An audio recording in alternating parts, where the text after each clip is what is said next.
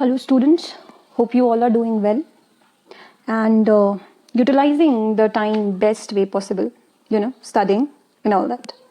Anyways, I have already shared PDF of this play with you and provided you empty time to read it. And I hope you all have already explored the play, The Caretaker. It may prove to be a little difficult play, I think, as it does not have some friendly plot. Okay, it is not a delicious plot or you can say simple plot as you have studied till now in Shakespeare or any other playwright. It is a bit difficult play to understand.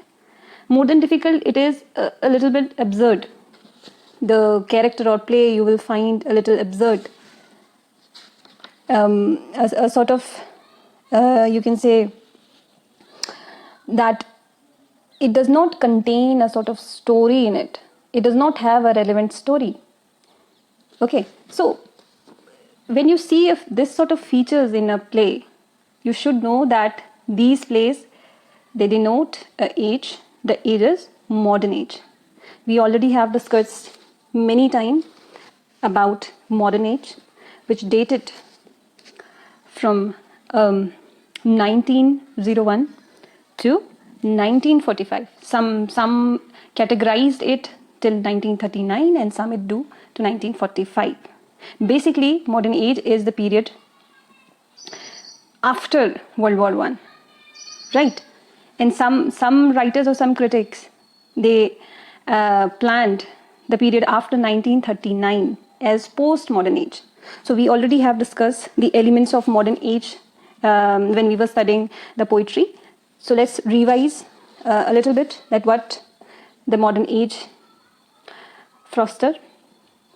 So modern age, as you all know, is the age basically or decades of the 20th century. It is the period after World War I. And yes, I have told you this thing that 1922, it is very significant because this year there was the publication of 3 texts, 3 important writers, T.S. Eliot, The Wasteland, James Joyce, Ulysses, and Virginia Woolf's Jacob Room.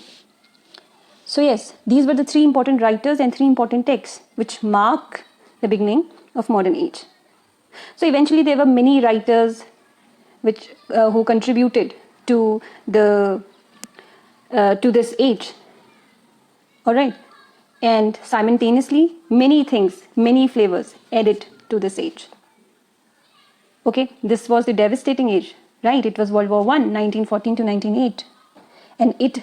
I have already told you that this war, it has shattered mankind belief that there will be a peaceful or stable life. Okay, we all know that before modern age or till modern age, there was innovation or there were many inventions. There were modern warfare. Okay, there were inventions. We have reached a modern age. Similarly, there was a tremendous use of modern warfare in the war. Obviously, when there is a warlike situation or if a modern technology is used in warfare, it would result in bringing death and destruction. Okay? So yes, basically the war, it has created a shift in nature of power, relations, right? It has changed the course of power and relation. And in this scenario, all the modernist writers, they felt betrayed by the war. All right. And yes, after the war, as I have already told you, that people, they felt betrayed. And they will felt betrayed by the traditional institutions in which they used to believe in. What are the traditional institutions? The institution of God. Okay, the belief in God that everything will be fine. There is a presence of the Almighty and He will do everything normal. But all those beliefs, they were distorted because of the World War. Because the World War, it has followed or resulted the death and destruction. Destruction.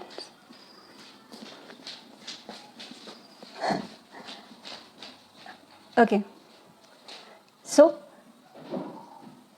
all these things, okay, the betrayal or the absurdness of human existence, disbeliefs in God. All these elements we will find in the modern literature, modern poetry. Okay? The same thing we find in the Wasteland. If you have the chance to read Wasteland, it is not in your syllabus, but if you have the chance to read Wasteland, you will see there is the absurdness of relations, the way people live. It has no meanings in it. All right. So there is a psychological decay, emotional decay. Right? So this was the scenario in which this great playwright, Harold Pinter, he was born. He was born in 1930 in Britain.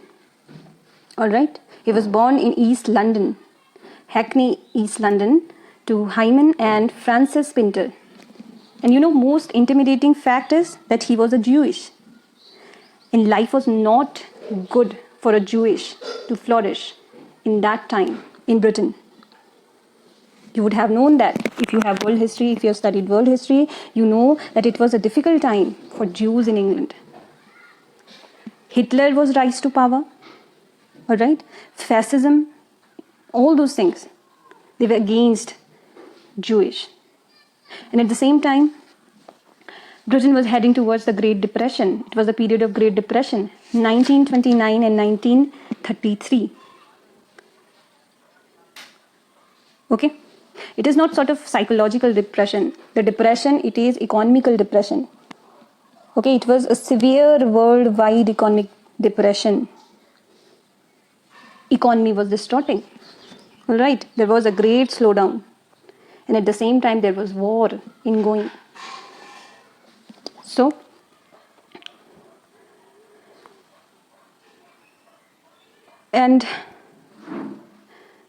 okay. So yes, we have studied that he was born to Hyman and Frances Pinter. Okay, he was basically born to a Jewish family, and due to this reason that this place was not safe for the Jews like the Pinter family. So what they have done, they have migrated. Okay, they have migrated to countryside, which was a little bit safer. Okay, so why he has migrated? Because Jews were attacked. All right, they have the fear of their life. Usually, this has been a great influence in the life of our Lord.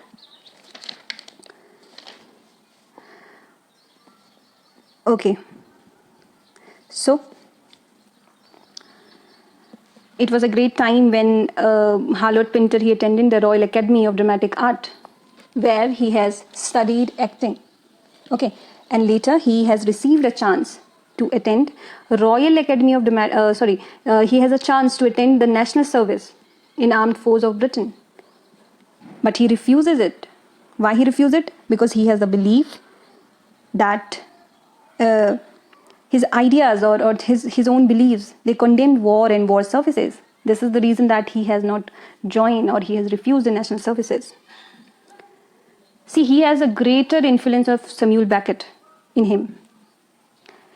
We can see that in the formation or plot structure of his plays like The Caretaker or Birthday Party. It was 1949 when Pinter discovered or he started reading Samuel Beckett. Okay, and Samuel Beckett has become a great influence in Pinter's work. All right, and this was the year when he started publishing his plays. His first play was published in 1957. He started writing in 1957, and after a while, he published his first play. It was a short play, The Room, in 1957, and later he created the full-length play or full-length drama, The Birthday Party. Okay, they were partial success. They were partially successful. Okay, and the other plays of Harold Pinter are The Birthday Party, The Caretaker, The Dumb Waiter. All right.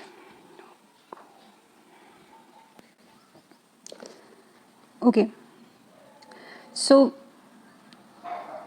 it was The Caretaker, which was written in 1959 and later published in 1960s, that the painter achieved the measure of success.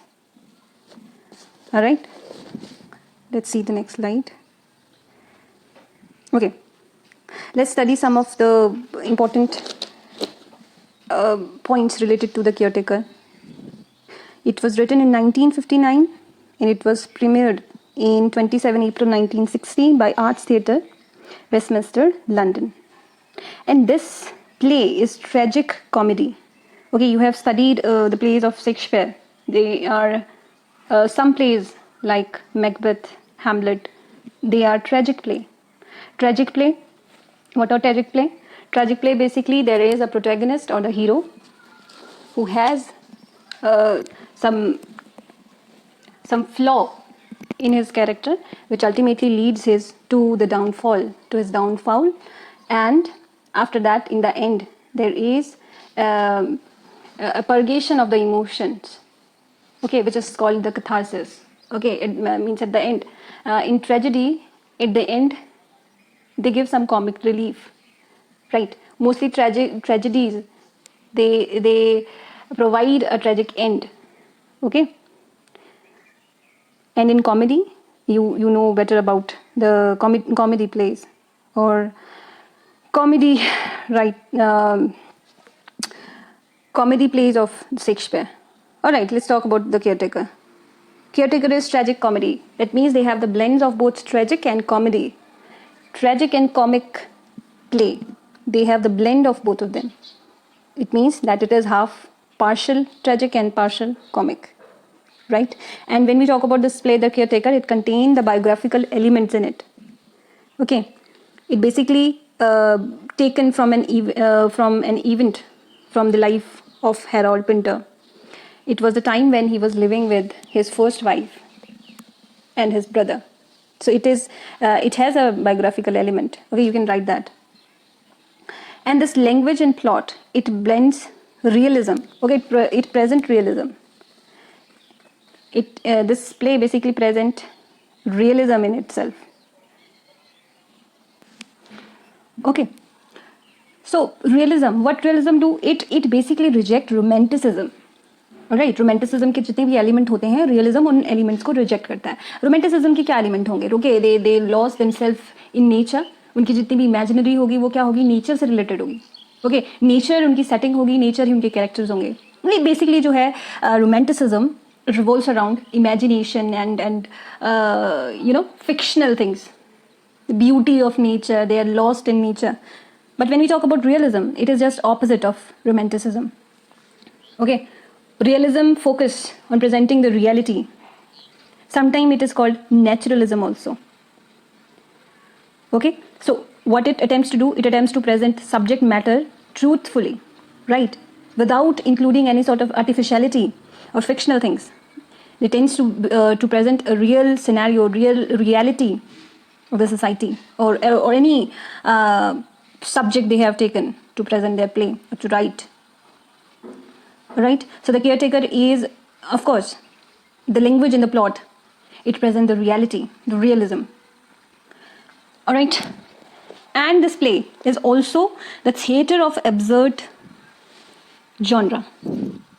Okay, theatre of absurd. Theatre is of absurd. What is that? It focused largely on the idea of existentialism. Okay, and express what happens when human existence has no meaning. Getting it? Why there is a scenario like theatre of absurd has been produced? Because after World War, there was no meaning of life. There was no purpose of human existence. Okay, and what has happened? People have lost their faith. They are afraid to communicate.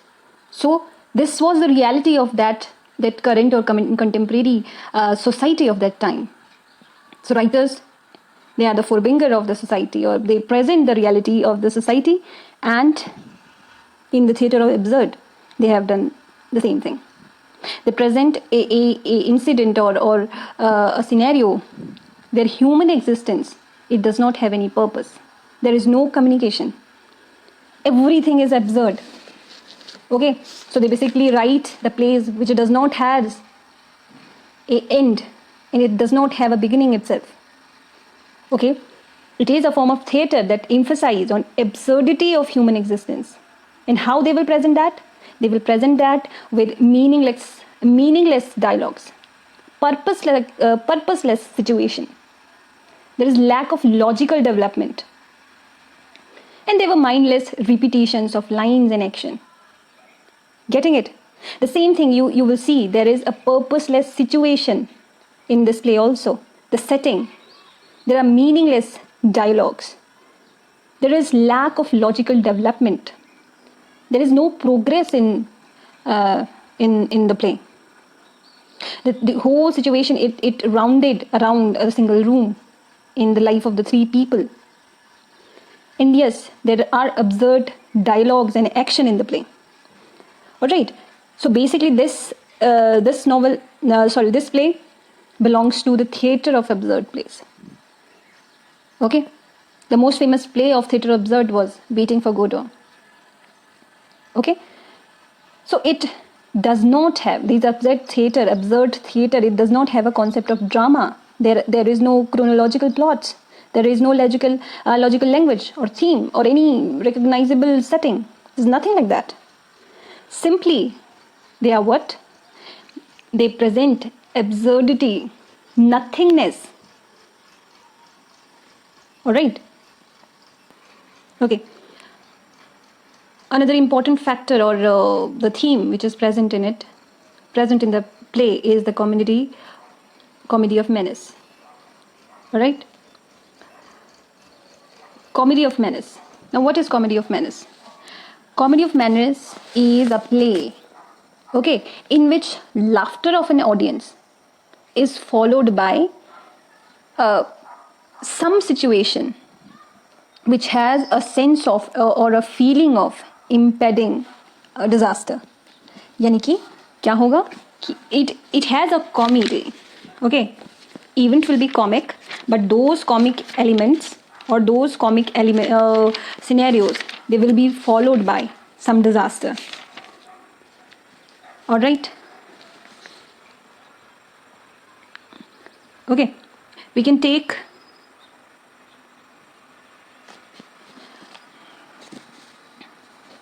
the examples, okay, from the caretaker and the dumb waitress, dumb waiter. Okay, so they are a kind of play. The comedy of menace is a kind of play in which the characters, they felt threatened by some overpowering or frightening force.